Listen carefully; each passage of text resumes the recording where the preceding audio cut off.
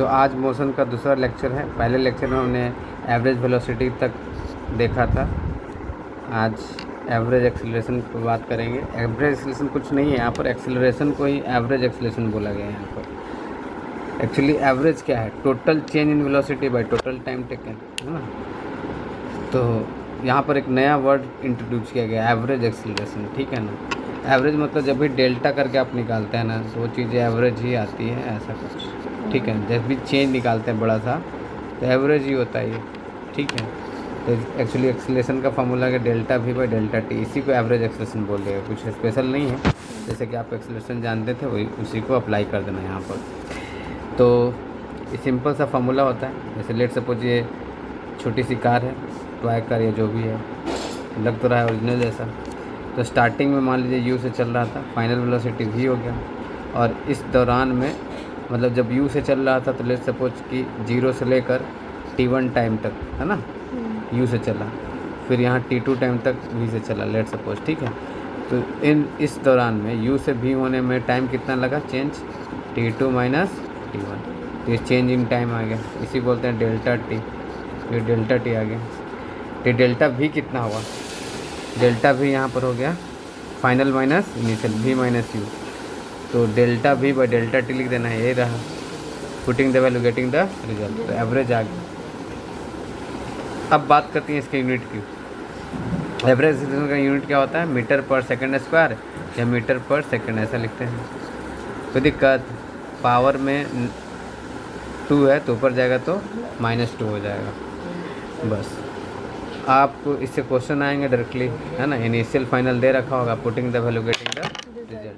अब आगे देखने वाले हैं हम लोग। इसमें एक छोटा सा एक्टिविटी है, आपको बाहर जाना है, जाके करना है ग्राउंड में। क्या करना है आपको? The magnitude of average acceleration of car is generally specified as the time taken by the car to go from 0 km/h to 100 km/h। तो एवरेज एक्सीलरेशन बता रहा है कि 0 km/h से 100 km/h पहुंचने में, ठीक है ना, जो टाइम इंटरवल कितने यहाँ पर दे रखा है?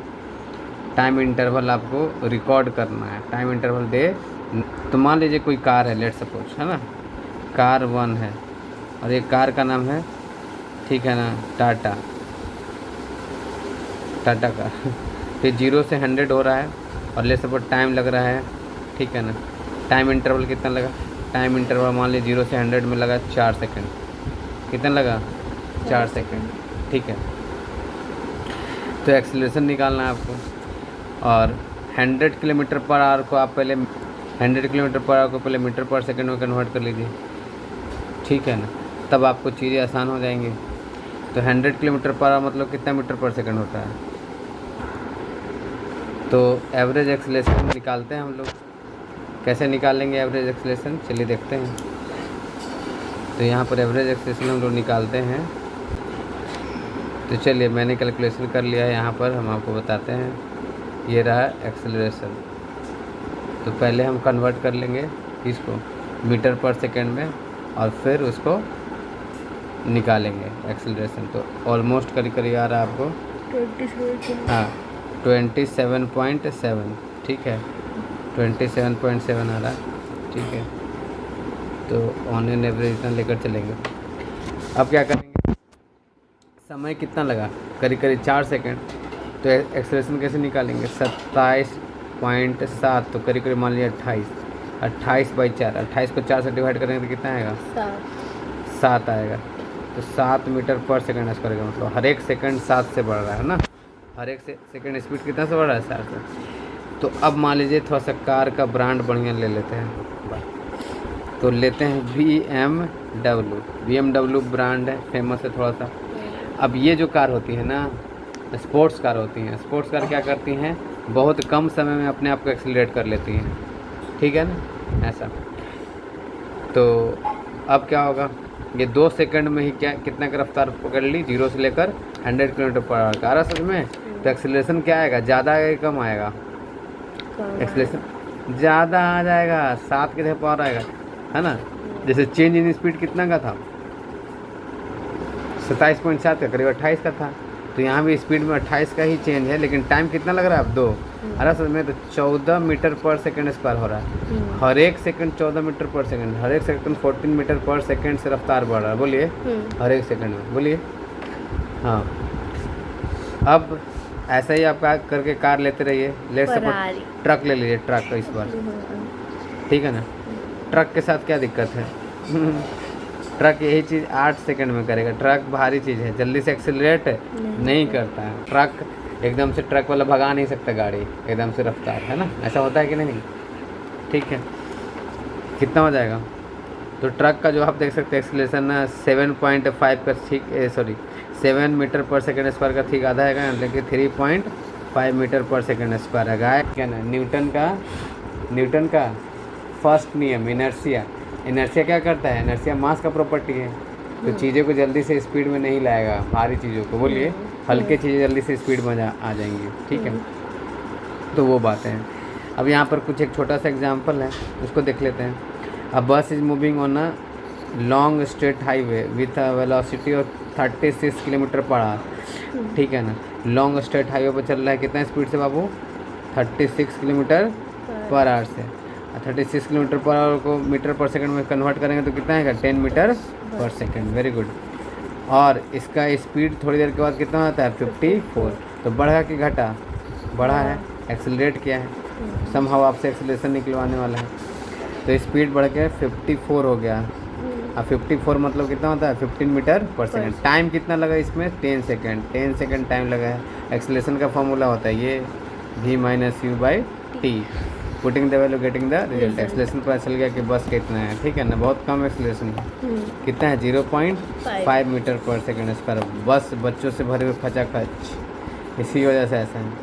हल्की बस रहती तो एक्सेलरेशन हो सकता था कि ज़्यादा आता। और चूँकि बच्चों को कैरी कर रहा है तो जगह जगह पर रुकना पड़ता है, ठीक है ना। हाँ, तो इसके लिए स्पीड जगह जगह स्पीड कम किया जाता है।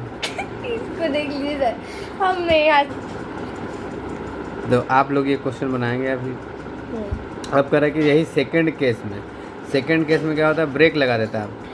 तो ब्रेक लगाने पर कितने सेकंड बाद ये गाड़ी रुक जाता है भाई? 5 सेकंड में। कितने सेकंड में? 5। ठीक है, रफ्तार हुआ था 10 सेकंड में उतना, अब 5 सेकंड में जीरो हो जाना है। कितना से जीरो हो जाना है? 54 से चल रहा है अभी।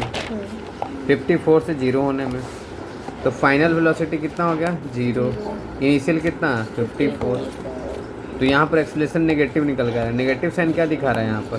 फ्रिक्शन फोर्स ऑपोजिट लग रहा है बस। हाँ, फाइनल माइनस इनिशियल इतना, मतलब क्या कर रहा है कि ब्रेक लगाने पर ये स्पीड को कम कर रहा है, रिटार्डेशन प्रोड्यूस हो रहा है। क्या होता है बाबू?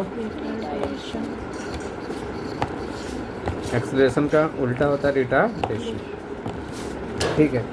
तो ये बता रहा था कि जब वेलोसिटी डिक्रीज करता है यहाँ पर तो एक्सेलरेशन क्या होता है? नेगेटिव। Acceleration negative. बहुत अच्छे। अब नेक्स्ट क्वेश्चन है दुनिया का सबसे आसान क्वेश्चन। हाँ, तो नेक्स्ट क्वेश्चन ये वाला है। आप सोचिए, आपको सोचना है, एक्टिविटी जैसा ही ऐसा समझिए। 8th ग्रेड में चैप्टर 5 था कुछ ऐसा, साइंस का बुक था क्यूरियोसिटी, हाँ ना। उसमें 8th क्लास में कुछ ऐसा बताया गया था कि जो बॉल को जब ड्रॉप करते हैं ऊपर से, हाँ ठीक है, तो उसका क्या होता है? हर एक सेकंड रफ्तार बढ़ते रहता है। आप देखिए, शुरुआत में रफ्तार कितना था? 0, ठीक है ना। पहले सेकंड में रफ्तार कितना हुआ? 9.8 और दूसरे सेकंड में 19.6 हो गया। तो दूसरे सेकंड में भी रफ्तार ऐसे होना चाहिए था, ऊपर गिराने से कितना? 9.8 और जोड़ दीजिए, तो 0 प्लस 9.8, 9.8 में 9.8 जोड़ें तो कितना हो जाएगा? 19.6 हो जाएगा। अब फिर 9.8 जोड़ेंगे तो 29.4। हाँ, तो हर एक सेकंड जो रफ्तार है ना वो 9.8 से बढ़ रहा है। देखिए, हर एक सेकंड कितना से बढ़ रहा है? 9.8। पिछले वाले में 9.8 ऐड करते रहिए, आपको ये मिलते रहेगा, ठीक है।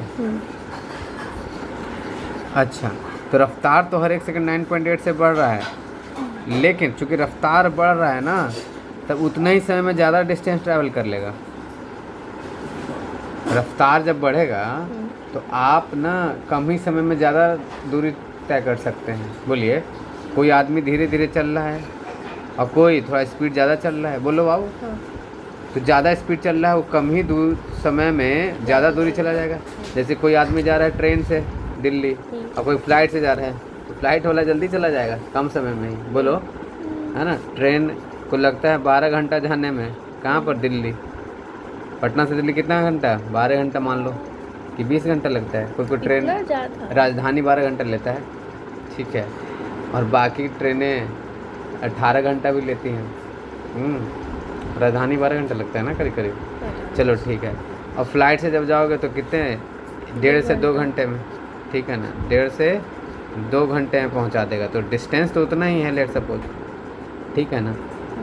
लेकिन आप टाइम क्यों कम लग रहा है, टाइम क्यों कम लग रहा है, क्योंकि स्पीड ज़्यादा है, क्योंकि स्पीड ज़्यादा है। तो यहाँ पर आप देख सकते हैं, यहाँ पर स्पीड क्या है, बढ़ गया, तो बढ़ गया तो उतना ही टाइम में, टाइम 1 सेकंड का ही गैप है सारे जगह। यहाँ 2 सेकंड से 3 सेकंड हुआ, गैप 1 सेकंड का ही है, लेकिन आप देख सकते हैं कि डिस्टेंस ज़्यादा ट्रैवल हुआ। आ रहा सच में, बस ये एक्सीलरेशन का कमाल है। इसलिए गाड़ी को जब आप एक्सीलरेट करिएगा तो जल्दी जगह पर पहुंच जाइएगा। हो सकता है कि जल्दी ही पहुंच जाइएगा आप फाइनल डेस्टिनेशन। तो ज़्यादा भी एक्सीलरेट नहीं करना है, नहीं तो ज़्यादा एक्सीलरेट करेंगे तो सीधे सीधे जल्दी ही पहुंच जाएंगे, है ना। हाँ, 100 साल का डिस्टेंस कितने साल में कवर हो जाएगा, 1 सेकेंड में करना 1 सेकेंड में कवर हो जाएगा। तो इसीलिए एक्सीलरेशन पर थोड़ा सा ध्यान देना रहता है बाबू, ठीक है। अब तो आपने ये देखा, ये क्लास नीचे 8 में भी ये सब पढ़ाया गया था। ग्राफिकल रिप्रेजेंटेशन ऑफ मोशन के बारे में बात करेंगे अभी।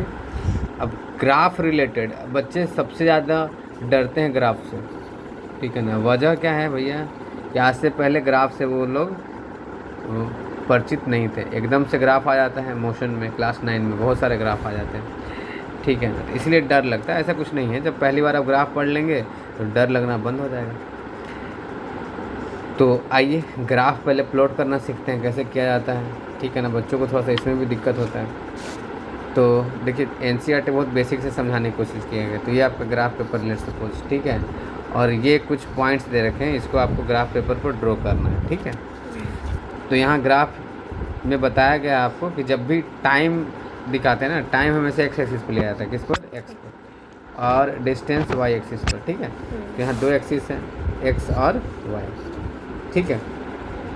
तो देखिए नीचे में ग्राफ प्लॉट किया गया है। चलिए नीचे ही चलते हैं।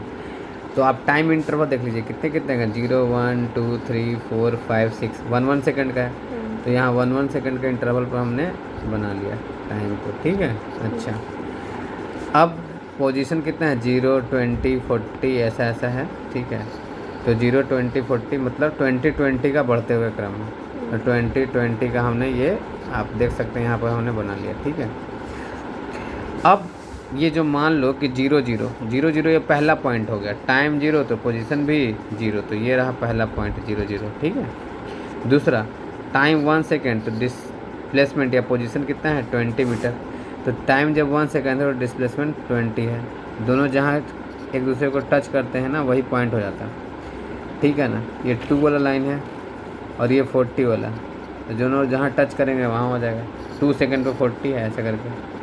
तो ये सब पॉइंट्स आ गई। 3 सेकंड पर कितना दिखा रहा है, 60, ठीक है ना यहाँ पर। उसी तरह 4 सेकंड पर कितना दिखा रहा है, 80। तो ये हो गया और ये हो गया 80। आ रहा हो समझ में, ऐसे ऐसे और सारे पॉइंट कर लेंगे। अब पॉइंट को आपस में ज्वाइन कर देंगे तो ये मिलेगा स्ट्रेट लाइन। और स्ट्रेट लाइन क्या दिखाता है, स्ट्रेट लाइन ये दिखाता है, हाँ, कि मोशन है यूनिफॉर्म, ठीक है ना। Equal distance, equal interval of time में ट्रैवल हो रहा है, ठीक है। तो ये बेसिकली आपको ग्राफ समझाते आपको बता दिया गया कि ये जो ग्राफ है वो यूनिफॉर्म मोशन का है। किसका है, यूनिफॉर्म, ठीक है ना। वेलोसिटी यूनिफॉर्म मोशन तो है ही, यूनिफॉर्म मोशन तो है ही, लेकिन यहाँ पर एक्सीलरेशन 0 है, एक्सीलरेशन 0 है, क्योंकि हर एक सेकंड डिस्टेंस उतना ही से बढ़ रहा है। और जब डिस्टेंस बराबर से बढ़ता है तो वो मोशन कैसा हो जाता है, नॉन एक्सीलरेटेड। कैसा हो जाता है, नॉन एक्सीलरेटेड मोशन। जैसे यहाँ पर एक्सीलरेशन था तो आप देखिए डिस्टेंस एकदम से बढ़ गया ड्रास्टिकली। यहाँ पर डिस्टेंस उतना ही से बढ़ा जितना से टाइम बढ़ा है ना। हर एक आप देख सकते हैं डिस्टेंस टाइम सब सेम बढ़ रहा है। तो इक्वल्स इस समय में इक्वल डिस्टेंस ट्रैवल करता है, तो इसी तो बोलते हैं यूनिफॉर्म मोशन। क्या बोलते हैं, यूनिफॉर्म। ठीक है ना। अब आते हैं यहाँ पर एक पोजीशन टाइम ग्राफ दे रखा है, ठीक है ना। वही वाला ऊपर वाला ही पूरा डिटेल में बना रखा है। ये देखो 120 तक यहाँ पर वो कंप्लीट कर दिया है। आपको इस तरह से बनाना है, आसान है। अब एक ग्राफ आता है नॉन यूनिफॉर्म का। अभी तो आपने यूनिफॉर्म का देखा, अब देखेंगे नॉन यूनिफॉर्म का। इसमें क्या है, इसमें आप देखेंगे कि इक्वल डिस्टेंस इक्वल टाइम में ट्रैवल नहीं कर रहा है। आप देखिए ग्राफ को थोड़ा ध्यान से देखिए। 0 सेकंड में 0 मीटर, 2 सेकंड में 1 मीटर, 4 सेकंड में 4 मीटर। ये तो कमाल हो गई। समय कितना बढ़ा, 2। समय 2 बढ़ा, तो डिस्टेंस यहाँ पर कितना बढ़ा, 1 से। लेकिन अभी समय भी 2 से बढ़ा है, लेकिन यहाँ पर देखिए 3 मीटर से बढ़ गया असल में। फिर यहाँ देखिए टाइम 2 से बढ़ रहा है, लेकिन ये फिर 5 हो गया असल में, 3 5 ऐसे। तो डिफरेंस कांस्टेंट नहीं है। कल एपी पढ़ रहे थे हम लोग, तो उसमें देख रहे थे कि डिस्टेंस क्या है, मतलब दोनों के बीच का कॉमन डिफरेंस क्या है, सेम। तो सेम रहे तो कैसा हो जाएगा वो, यूनिफॉर्म। कैसा हो जाएगा, यूनिफॉर्म। अगर सेम नहीं होगा तो नॉन यूनिफॉर्म होगा। तो आप देख रहे हैं सर, तो नॉन यूनिफॉर्म का ग्राफ कर्व होता है। कैसा होता है, कर्व। तो ऐसा एग्जाम में पूछा जाता है कि नॉन यूनिफॉर्म के ग्राफ कैसे होते हैं, कर्व। यूनिफॉर्म मोशन के ग्राफ कैसे होते हैं, स्ट्रेट लाइन। कैसा होता है, स्ट्रेट लाइन, ठीक है। तो आगे चल के हम लोग देखेंगे इसी में कि अगर ग्राफ का स्लोप फिक्स हो, क्या हो, स्लोप मतलब ढलान फिक्स हो, तो मोशन कैसा होता है, ढलान। स्लोप फिक्स हो तो मोशन यूनिफॉर्म होता है। कैसा होता है, यूनिफॉर्म स्लोप। और जिसको नहीं पता है तो स्लोप हम बता दें, स्लोप बराबर होता है परपेंडिकुलर बाय बेस। अब परपेंडिकुलर यहाँ पर कौन है, पोजीशन। क्या है बाबू, पोजीशन। अब बेस कौन है, टाइम। तो पोजीशन में चेंज टाइम के साथ को क्या बोलते हैं, वेलोसिटी। तो वेलोसिटी यूनिफॉर्म हो गया, क्योंकि पोजीशन चेंज हो रहा है इक्वल टाइम पर, इक्वल पोजीशन चेंज हो रहा है समझ में। लेकिन यहाँ पर पोजीशन ज़्यादा चेंज हो रहा है। क्या हो रहा है, ज़्यादा, अनइक्वल है, ठीक है। इक्वल टाइम इंटरवल में अनइक्वल कर रहा है, तो ये ग्राफ चेंज हो गया। ऐसा कर्व हर एक जगह बदल रहा है। सही, सबसे कम स्लोप का है नीचे, जैसे से ऊपर जा रहे हैं स्लोप बढ़ते जा रहा है। देखो ये रहा स्लोप, ऐसे अरे सच में यहाँ पर स्लोप और ज़्यादा हो गया ऐसे। स्लोप मतलब एक्चुअली जब ग्राफ क्या होता है, जब ग्राफ यूनिफॉर्म नहीं होता है तो हम लोग स्लोप कैसे निकालते हैं, हम लोग स्लोप निकालते हैं टेंजेंट खींच के। कैसे करके, टेंजेंट को बोलते हैं हिंदी में स्पर्श रेखा। जिस पॉइंट पर स्लोप निकालना वहाँ पर क्या खींचेंगे, टेंजेंट। क्या खींचेंगे, टेंजेंट का जो स्लोप होता है वही होता है उसका स्पीड, ठीक है ना। जहाँ पर स्लोप ज़्यादा आएगा स्पीड वहाँ पर ज़्यादा आएगा। स्पीड यहाँ पर स्पीड या वेलोसिटी आप बोल सकते हैं, ठीक है। अब आगे तो ये था ग्राफ यूनिफॉर्म का और नॉन यूनिफॉर्म का। ज़्यादातर ग्राफ ऐसे दे दिया जाता है एग्ज़ाम में, पूछ लिया जाता है कि बताओ देखकर यूनिफॉर्म है कि यूनिफॉर्म है। सम टाइम क्या होता है कि आपको पूछा जाता है कि यूनिफॉर्म का जो ग्राफ है कैसा आता है, कर्व आता है कि स्ट्रेट लाइन आता है। ऐसे करके 1 मार्क्स 2 मार्क्स के क्वेश्चन आते हैं। हाँ, अब ये पोजीशन टाइम ग्राफ आपने देख लिया। यहाँ पर इसी को दोबारा से दिखाया गया कि यूनिफॉर्म का है कांस्टेंट वेलोसिटी का, और ये चेंजिंग वेलोसिटी। अगर वेलोसिटी चेंज हो तो एक्सेलरेटेड ग्राफ होता है, अगर कांस्टेंट वेलोसिटी होता है एक्सेलरेशन 0 होता है। यहाँ पर एक्सेलरेशन नॉट इक्वल टू 0 है, ठीक है। चलिए अब बात आता है कि पोजीशन टाइम ग्राफ से क्या क्या कैलकुलेट कर सकते हैं, ठीक है ना। पोजीशन टाइम ग्राफ से क्या क्या कैलकुलेट किया जा सकता है, तो बताइए। पोजीशन टाइम ग्राफ से हम लोग क्या कर सकते हैं, वेलोसिटी कैलकुलेट कर सकते हैं। क्या करते हैं, वेलोसिटी। एक एक्टिविटी के माध्यम से यहाँ पर समझाया गया आपको, ठीक है ना। ऊपर वाला ही है जो आप यहाँ पर अभी देख रहे थे टेबल, इसी से वेलोसिटी कैलकुलेट कराया गया है। अभी हमने कैलकुलेट किया था, ठीक है। तो लेट सपोज यहाँ पर ए से बी तक क्या हो रहा है, मोशन को हमने लिया है। बी पर फाइनल पोजीशन कितना है, 80। इनिशियल कितना है, 40। चेंज इन पोजीशन कितना हुआ वो, 20। टाइम कितना लगा, 2 सेकेंड। तो ठीक है, तो आपको 80 से 40 चेंज हुआ, 40 का टाइम लगा 2 सेकेंड, तो स्पीड आया 20 मीटर पर सेकेंड। ये फिक्स है, ठीक है ना, मतलब कांस्टेंट। अब एक ग्राफ देखते हैं, ऐसा भी ग्राफ पूछा जाता है, ठीक है ना। नीचे वाला ग्राफ आप देख सकते हैं, पोजीशन टाइम ग्राफ है, लेकिन ये पैरेलल टू एक्स एक्सिस है, parallel to X X axis. तो अगर पोजीशन टाइम ग्राफ करने का मतलब अगर किसी ऑब्जेक्ट का पोजीशन टाइम के साथ नहीं बदले तो वो कैसा होता है, रेस्ट में। क्या होता है बाबू, रेस्ट में। देखिए पोजीशन 40 ही दिखा रहा है, हर एक टाइम पर जब चेक किया जा रहा है तो पोजीशन कितना दिखा रहा है उसका, 40 है।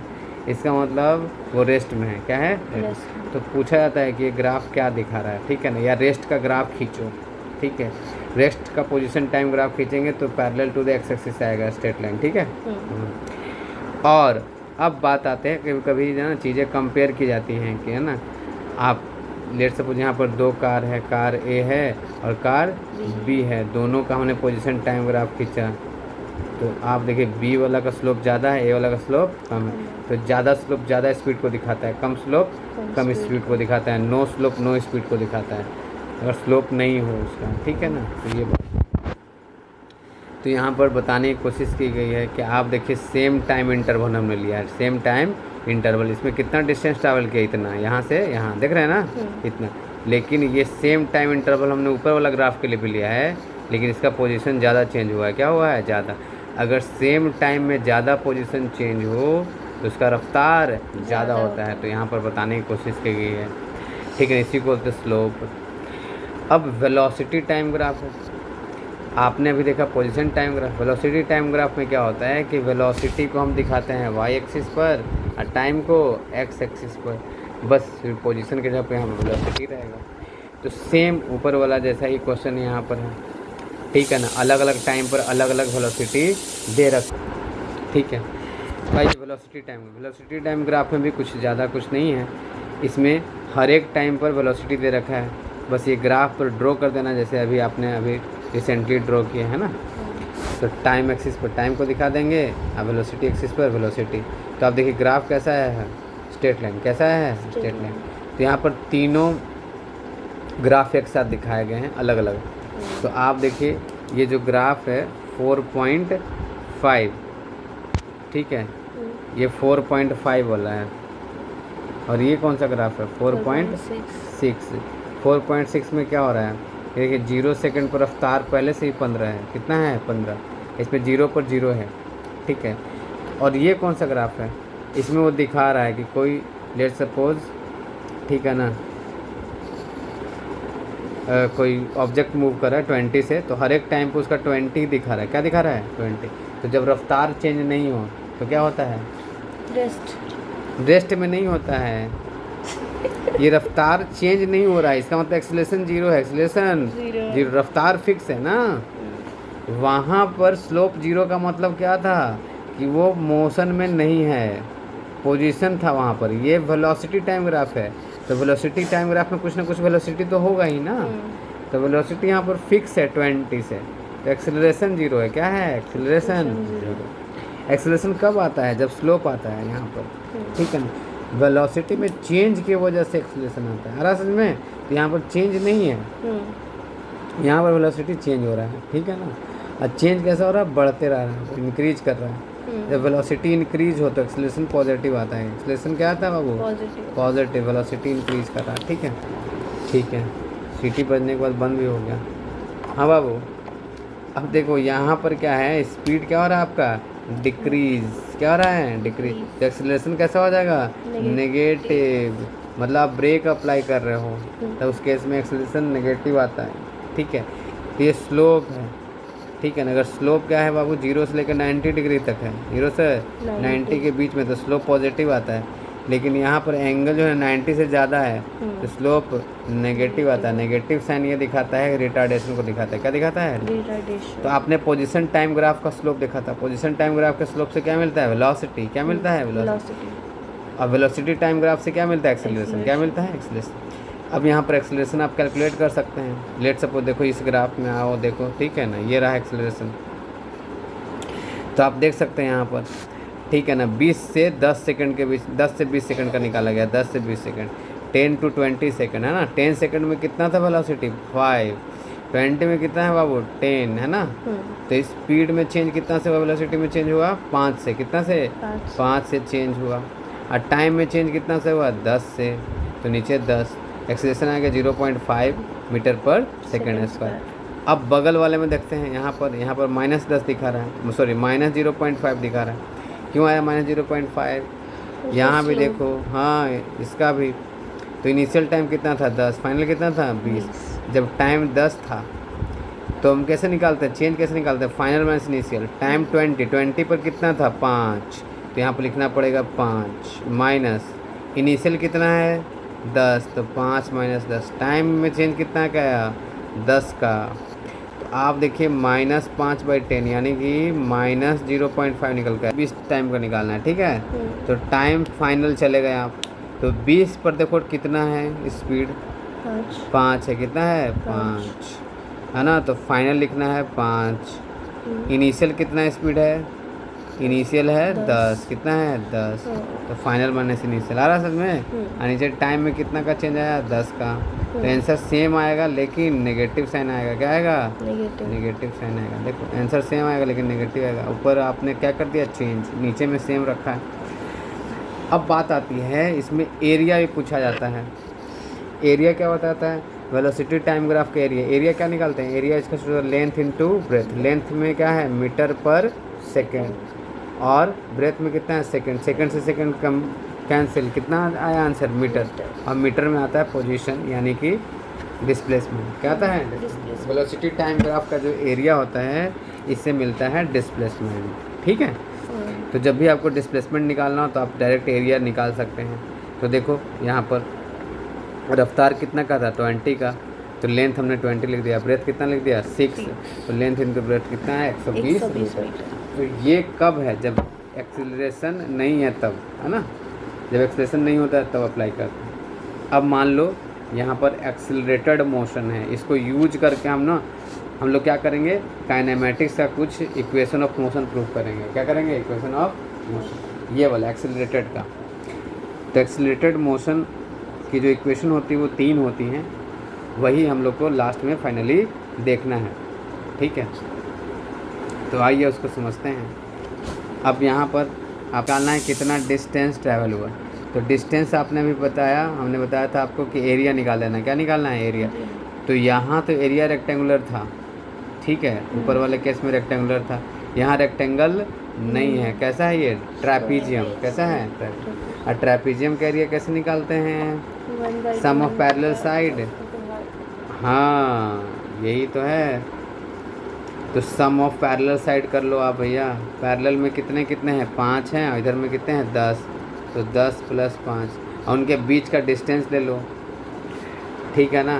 और 1/2 भी तो करते हैं, बीच का डिस्टेंस कितना हो गया 10 से मल्टीप्लाई कर दो, 2 से कट जाएगा, 5 टाइम जाए, और कितना हो गया 15 × 5 75 मीटर। Got it.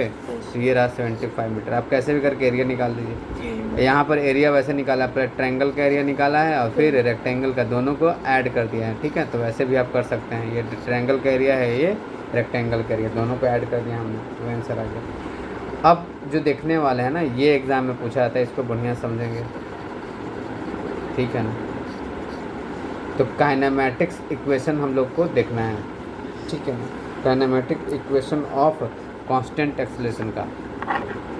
तो ये 3 इक्वेशन ऑफ मोशन होते हैं। जल्दी से आप बताइए कौन कौन से होते हैं। v = u + a, very good, ठीक है। s = ut + ½ at², v = u + at आपने बताया, s = ut + ½ at²। एक आप बता दीजिए। v² + u² + 2a। Very good. तो ये है एक्सीलरेटेड मोशन का इक्वेशन। किसका है, एक्सीलरेटेड। जब एक्सीलरेशन होता है तभी ये अप्लाई करना है आपको, है ना। एक्सीलरेशन नहीं है तो एक्सीलरेशन को 0 कर दीजिए। क्या कर दीजिए, 0।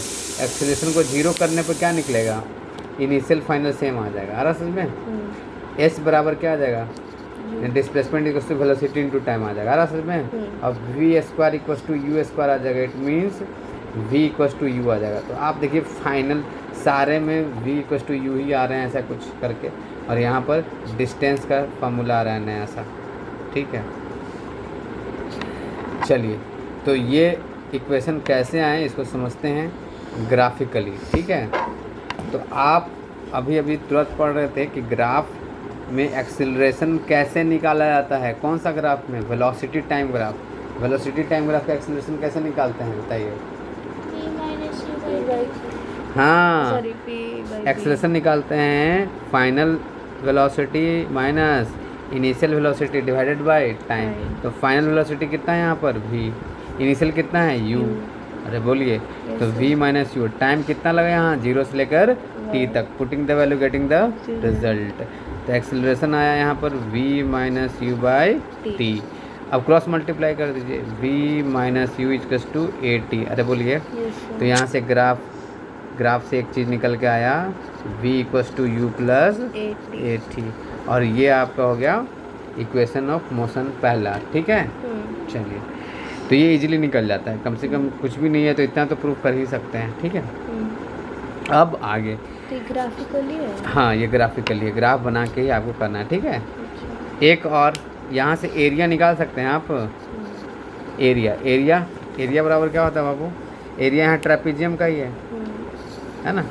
एरिया बराबर होता है डिस्प्लेसमेंट, अभी बताया था हमने। किस चीज़ का displacement? Velocity time. Velocity time graph का जो एरिया होता है वो डिस्प्लेसमेंट देता है। क्या होता है? वेलोसिटी टाइम ग्राफ का एरिया क्या देता है? डिस्प्लेसमेंट। अभी थोड़ी देर पहले हमने देखा था। ठीक है, तो डिस्प्लेसमेंट कैसे निकाला जाता है? Area under the curve, area under the curve के नीचे का जो भी आपका कर्व यहाँ स्ट्रेट लाइन है। चलिए बाबू, अब एरिया बताइए। तो एरिया यहाँ ट्रेपीजियम का 1/2 into sum of parallel sides. हाँ, सम ऑफ पैरेलल साइड। तो पैरेलल साइड हो गया u प्लस और ये हो गया total v, u plus v by 2 into बीच का टाइम t।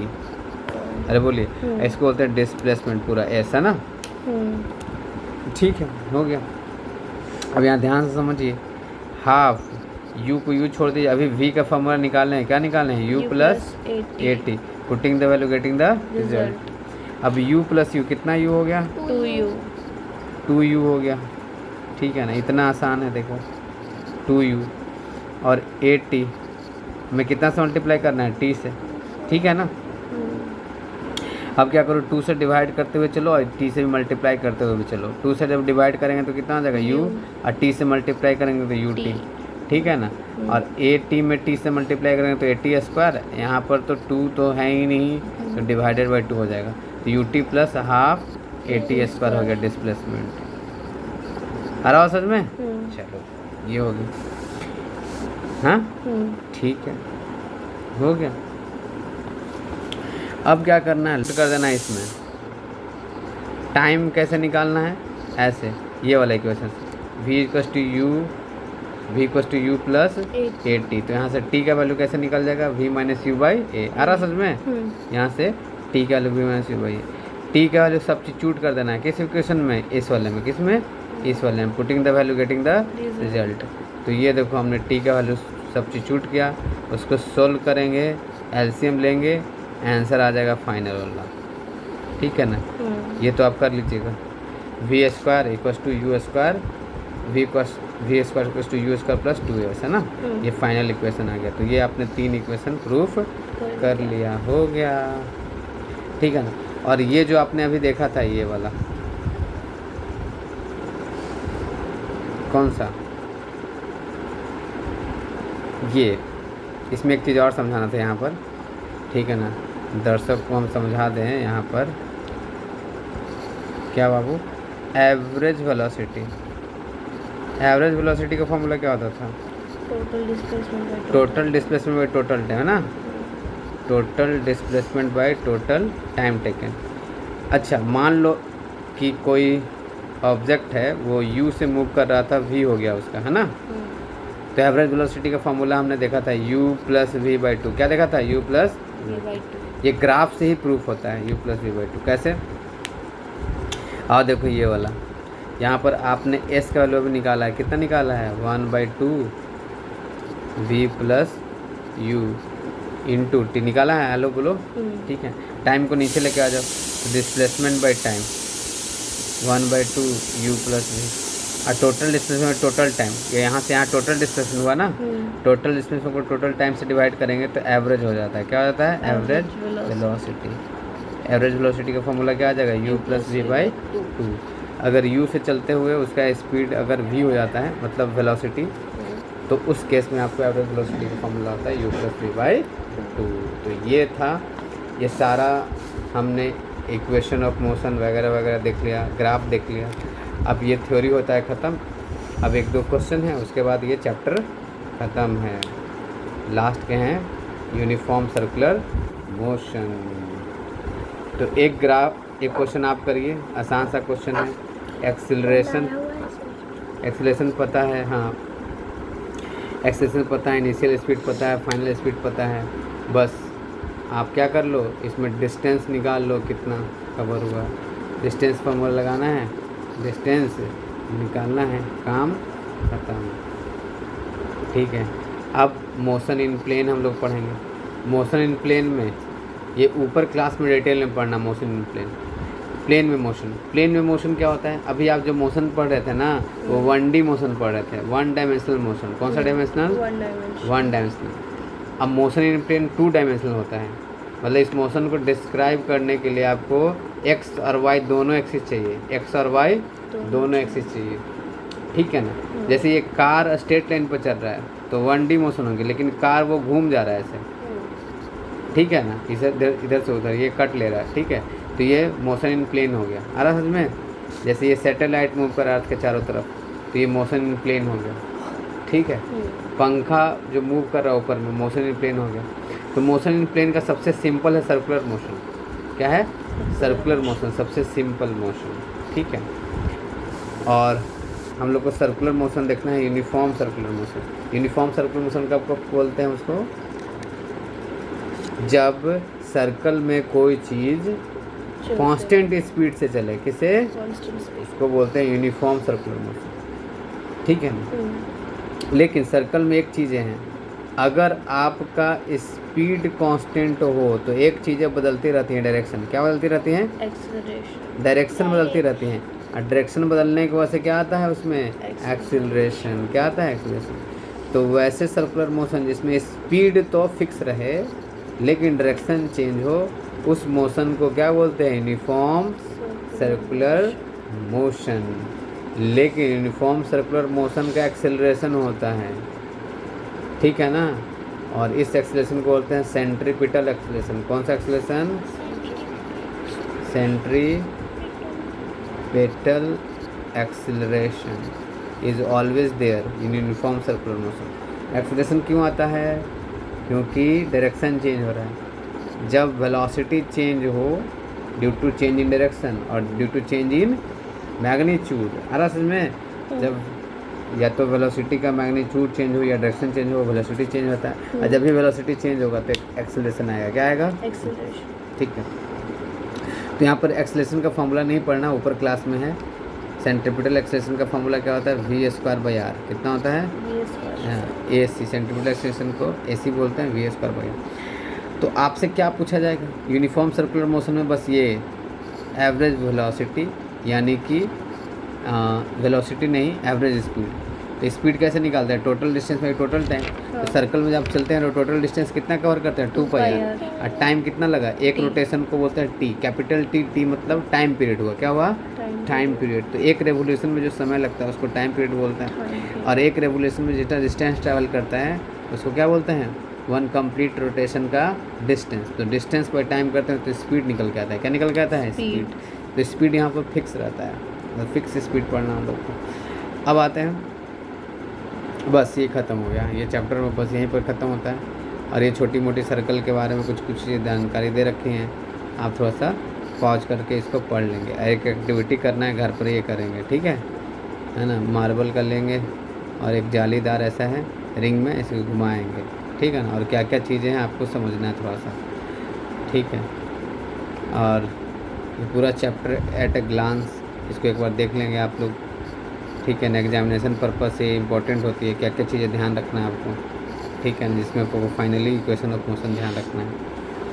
और रिवीजन, रिफ्लेक्ट और रिफाइन। अब साइंस क्या है ना कि साइंस हम लोग पढ़ते तो हैं लेकिन टाइम नहीं देते हैं और चाहते हैं कि साइंटिस्ट बन जाए। तो साइंस क्या होता है कि साइंस हम लोग 1 घंटा पढ़ें तो 10 घंटा इस पर सोचना होता है। 10 घंटे सोचेंगे ना तब जाके साइंस मतलब साइंस में कुछ कर पाएंगे। तब जाके साइंटिस्ट हल्के फुल्के हम लोग बन पाएंगे। तो एक्टिविटी जो भी आपको यहाँ पर दिया जाए ना, तो वो करने की कोशिश करिए। नहीं आए तो सर से पूछा करिए कि सर ऐसा कुछ बताइए, क्या हो रहा है नहीं हो रहा है, तभी आप साइंस को अच्छे से समझ पाएंगे। ठीक है ना। साइंस आपस में एक दूसरे से इंटर कनेक्टेड होते हैं। जब आपको साइंस समझ में आने लगेगा तो पूरा साइंस समझ में आएगा, नहीं आएगा तो फिर नहीं आता है। ठीक है, तो ये बात है। अब क्या करना है आपको, होमवर्क कर लेना है। ये सारा क्वेश्चन 1 से लेकर, ठीक है ना, 16 तक लगाएंगे, जिसमें न्यूमेरिकल्स भी हैं और थ्योरी भी हैं।